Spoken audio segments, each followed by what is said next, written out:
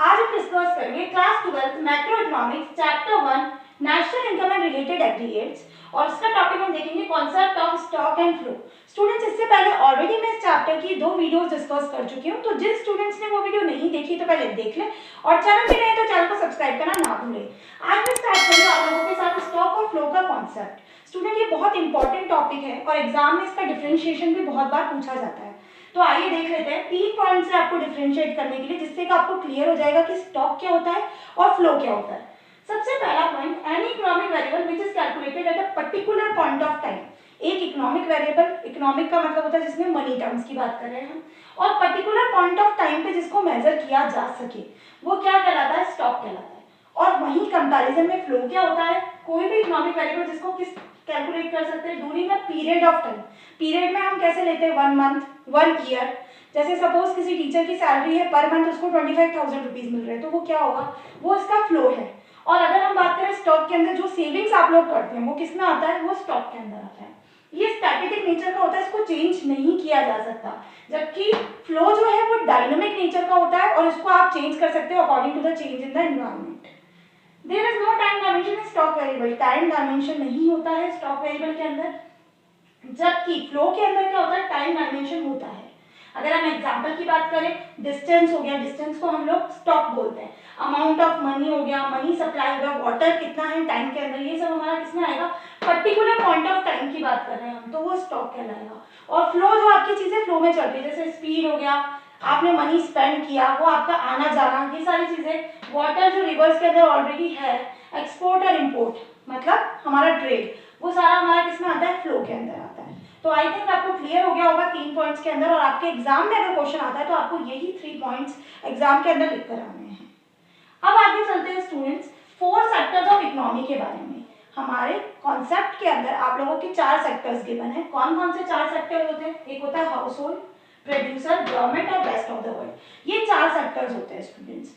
House hold में क्या चीजें आती है हमारी, लैंड, लेबर, कैपिटल और एंटरप्रेन्योर। ये आपने फैक्टर्स ऑफ प्रोडक्शन के अंदर पढ़ रखा है। नेक्स्ट आता है प्रोड्यूसर। प्रोड्यूसर क्या करता है, प्रोड्यूस करता है मार्केट के अंदर गुड्स और सर्विसेज को, और गवर्नमेंट पॉलिसी बनाती है, और रेस्ट ऑफ द वर्ल्ड हमारा पूरा ट्रांजैक्शन जो होता है। तो 4 सेक्टर्स हमारे जो इकोनॉमी के दे रखे हैं, उसमें हम ये 2 जो सेक्टर है इसका कॉन्सेप्ट आप इस साल जो हम पढ़ेंगे वो इन दोनों का कॉन्सेप्ट पढ़ेंगे। बाकी गवर्नमेंट और रेस्ट ऑफ द वर्ल्ड आपके बुक में नहीं है, वो आपको अभी स्टडी नहीं करना है। तो 2 सेक्टर जो है, हाउस होल्ड यानी कि परिवार के लोग, और प्रोड्यूसर जो कि प्रोड्यूस करता है गुड्स एंड सर्विसेज मार्केट के अंदर। तो इन दोनों का क्या कॉन्सेप्ट है हम लोग देखते हैं। तो यहाँ से 2 टर्म्स निकल के आ रही है स्टूडेंट्स, एक तो है रियल फ्लो और एक है मनी फ्लो। तो रियल फ्लो का क्या मतलब होता है, it refers to flow of goods and services among different sectors of economy. Flow होना गुड्स और सर्विसेज का अलग अलग सेक्टर्स में, वो क्या कहलाता है, रियल फ्लो कहलाता है। हम डायग्रामेटिक समझते हैं कि क्या मतलब होता है, एक तरफ हमने हाउस होल्ड सेक्टर रख लिया, एक तरफ हमने प्रोड्यूसर सेक्टर रख लिया। अब producer, household producer sector को क्या देता है, परिवार के लोगों की जरूरत किसको पड़ेगी, प्रोड्यूसर को पड़ेगी गुड्स और सर्विसेज को प्रोड्यूस करने के लिए। तो फैक्टर सर्विसेज यानी कि लैंड, लेबर, कैपिटल और एंटरप्राइज परिवार के लोगों से प्रोड्यूसर सेक्टर के अंदर गए। और फिर प्रोड्यूसर सेक्टर्स हाउस होल्ड को क्या देगा, goods produce and sold by producer. जो भी गुड्स इसने प्रोड्यूस करी है उसका इस्तेमाल अल्टीमेटली कौन करेगा, हाउस होल्ड करेगा। यहाँ पर हम सर्विसेज की बात कर रहे हैं, मनी की बात नहीं कर रहे हैं, इसलिए ये फ्लो क्या कहलाएगा, रियल फ्लो कहलाएगा। जहाँ पर हाउस होल्ड और प्रोड्यूसर के बीच में फैक्टर सर्विसेज की बात हो रही है, और साथ में गुड्स जो प्रोड्यूस हो रहे हैं वो किसके द्वारा सोल्ड किए जा रहे हैं, प्रोड्यूसर के द्वारा सोल्ड किए जा रहे हैं मार्केट के अंदर। तो वो क्या कहलाएगा, रियल फ्लो कहलाएगा। अब सेकंड हम बात करेंगे मनी फ्लो के बारे में। It refers to flow of money across different sectors of economy. Money का फ्लो डिफरेंट सेक्टर्स के अंदर, वो क्या कहलाता है, मनी फ्लो कहलाता है। इसको भी हम डायग्रामेटिक समझते हैं, 2 ही सेक्टर लेंगे हम, household, producer. Household sector, तो producer sector, household sector क्या करेंगे, हम लोग क्या करते हैं, कंजप्शन एक्सपेंडिचर करते हैं, क्योंकि हम क्या करते हैं, गुड्स और सर्विसेज मार्केट से परचेज करते हैं हमारे खुद के डेली नीड्स के लिए। तो एक्सपेंडिचर हम किसे करेंगे, जो प्रोड्यूसर गुड्स एंड सर्विसेज बनाता है, तो हम उसका क्या करेंगे, प्रोड्यूसर्स के पास हम एक्सपेंडिचर करेंगे क्योंकि हम कंज्यूम करेंगे, परचेज करेंगे गुड्स और सर्विसेज। और इसके बाद जो प्रोड्यूसर है, प्रोड्यूसर से क्या करेगा, जो पेमेंट है फैक्टर सर्विसेज का, वो पेमेंट किसको देगा, परिवार के लोगों को देगा, हाउस होल्ड को देगा।